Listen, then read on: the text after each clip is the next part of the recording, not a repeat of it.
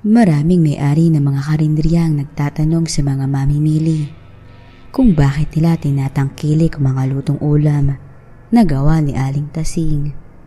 Ganong halos parehas lang naman ang tinda nila sa tindang ulam ni Aling Tasing. Naiinggit ang mga ito dahil bagong tayo pa lamang ang kainan ni Tasing ay dagsa na agad ang kumakain dito at halos umaabot sa puntong hindi na napapansin ng mga mamimili ang mga nakapaligid na karinderya. Ang matabil na si Aling Doray, isa sa mga naiinggit kay Aling Tasing, ay gumagawa ng paraan para malaman kung ano ang sikreto ni Tasing. Siya ang may pasimuno kung bakit nagkaroon ng inggitan sa mga karinderya sa palengke ng Don Lapas. Sadyang makutata at taritat si Doray. Kaya naman, hindi maiiwasang may maniwala sa kanya dahil sa kanyang katsismosahan. Kung tutuusin, ay wala naman talagang inggitan na mangyayari. Ayos naman ang lahat dahil ang katwiran ng iba ay hindi nila kailangang mamilit ng customer. Pero dahil sa katabilan ng bibig ni Doray, ay may ibang mga karinderya na ang tuluyang naniwala at sumang-ayon sa kanya. Isang araw, habang nagliligpit ng pinagkainan ng customer si Tasing, ay sadyang dinaanan nito ni Doray upang silipan ang kahit na anong butas na pwede niyang makita. Kunyari ay kinamusta niya si Tasing, pero may kung ano ang hinahanap niya sa kainan ni Tasing. Pero nang mahalata niya ito na may ibang nasa isip si Doray, ay wala nitong takot na pinrangka siya. At pagkatapos nun, ay mabilis na umalis si Doray. Pero dahil nga sa taglay na katsismosahan niya, ay nagawa niya na gumawa ng kwento. At ipinagkalat nito na may lahing aswang si Tasing at ang mga ulam na hinahanda niya ay may halong tao. Dagdag pa niya, ay nakita niya daw si Tasing na nagpupunas ng langis sa buong katawan at nagbabago ng anyo na mula sa pagiging tao ay nagiging aswang ito. At dahil sa pinakalat na impormasyon ay mabilis na kumalat ang balita sa bayan ng Don Lapas. Lahat ng mga suki ni Tasing ay isa-isang nawala at nagsilipatan sa karinderya ni Doray. Ngunit sa kabila ng lahat ay may ilang kaibigan si Tasing na hindi naniniwala sa mga kwentong barbero na pinapakalat ni Doray. Lumapit ang mga ito sa karinderya ni Tasing at pinilit na patahanin ng noon ay malungkot na si Tasing. May mangilang-ilang tao pa rin naman ang kumakain sa kanya, pero sa sobrang katabila ni Doray ay nagagawa pa rin itong sulutin ng mga kumakain kay Tasing. Lantaran niyang sinasabi na tigilan na ang pagkain dito dahil may halong tao ang kinakain nila sa karinderya. Kaya naman halos maidura nila ang kinakain nila at lumilipat na ang mga ito.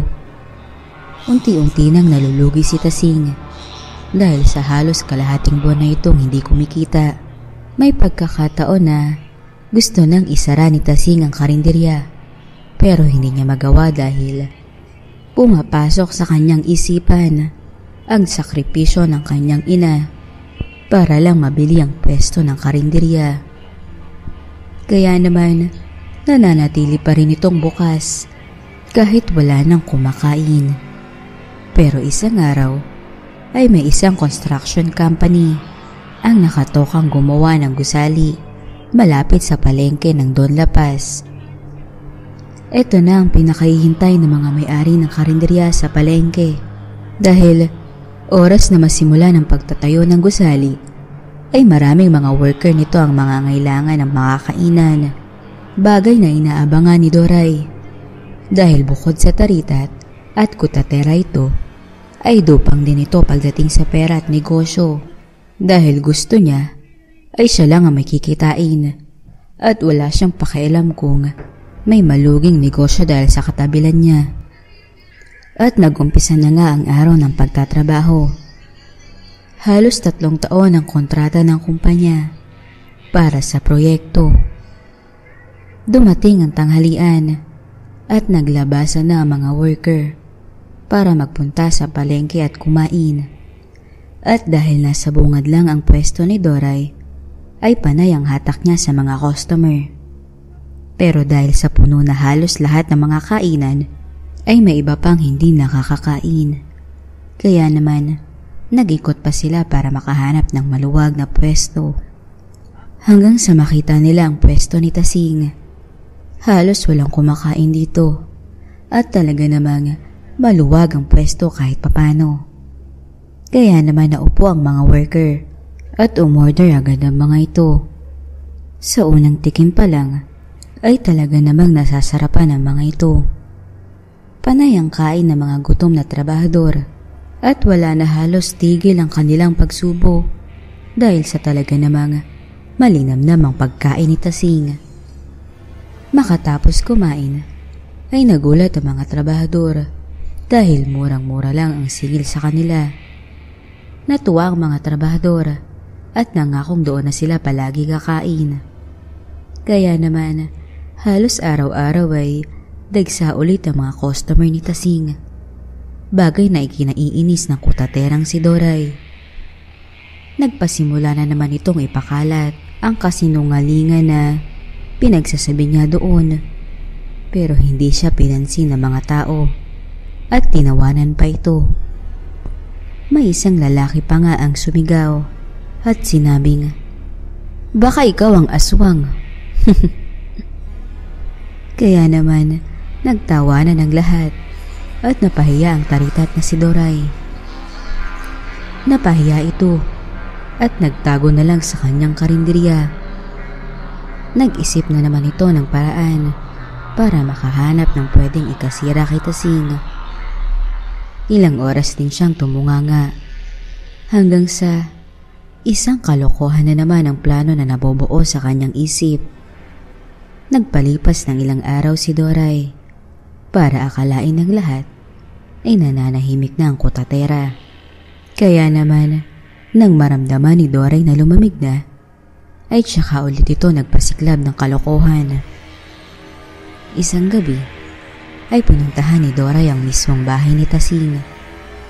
Natiis lakarin ni Doray ang may 4 na barangay para lang makapunta sa bahay ni Tasing upang maghanap ng pwede niyang gamitin laban sa kanyang kinaiinggitan.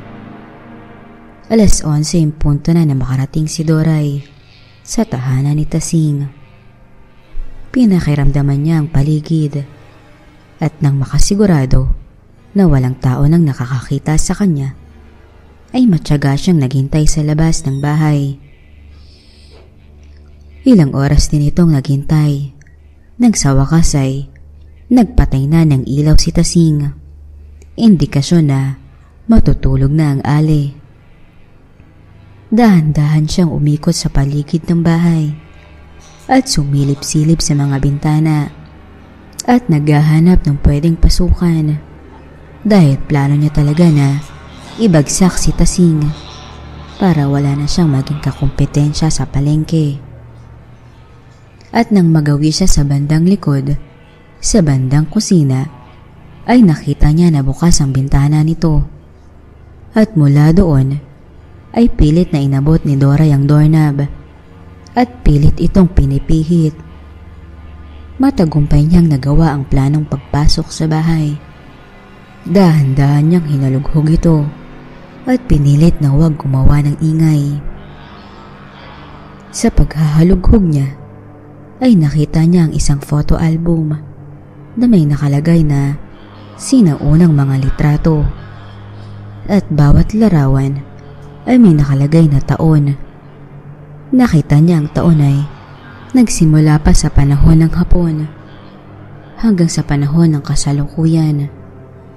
At labis siyang nagtaka at natakot nang makita niya na iisang tao lang ang nakalarawan at yun ay walang iba kundi si Tasing. Nanindig ang mga balahibo ni Doray. Hindi siya naniniwalang mga kamag-anak lamang ni Tasing ang nasa larawan. At nang kukunin na niya ang album at lalabas na sana ng bahay, ay may isang bulong ang kanyang narinig. Dahan-dahan siyang humarap at nakita niya si Tasing na nakatayo sa likuran at sinabing, "Saan ka pupunta?"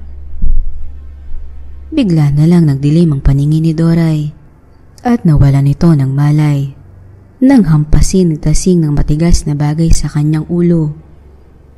Ilang oras lang ay unti-unti nang nagising si Doray at nakakarinig siya ng tila ba hinahasang kutsilyo. Dahan-dahang dumilat ang kanyang mga mata at nalita na lang niya ang kanyang sarili na nakagapos at nakahiga sa isang lamesang gawa sa puting tiles. Iba't ibang klase ng mga kagamitan pangkatay ang kanyang nakikita sa paligid. At habang iniikot niya ang kanyang paningin, ay kitang-kita niya si Tasing na nakatayo sa kanyang tagiliran. Galit na galit at naghahasa ng isang butcher knife. Sumigaw ng sumigaw si Doray. Ngunit sinabi sa kanya ni Tasing na, "Kahit anong sigaw ang gawin mo, ay walang makakarinig sa'yo." Doray, Doray, Doray, masyado ka nang madaldal. Dapat sa'yo ay sinasahog sa ulam. Kaya naman, mula sa pagkakahiga, ay buong pwersang inaangat ni Tasing si Doray para itayo ito at ipakita ang sekretong matagal nang ipinagkakaingatan ni Tasing. Naghubad si Tasing at naligo sa langis.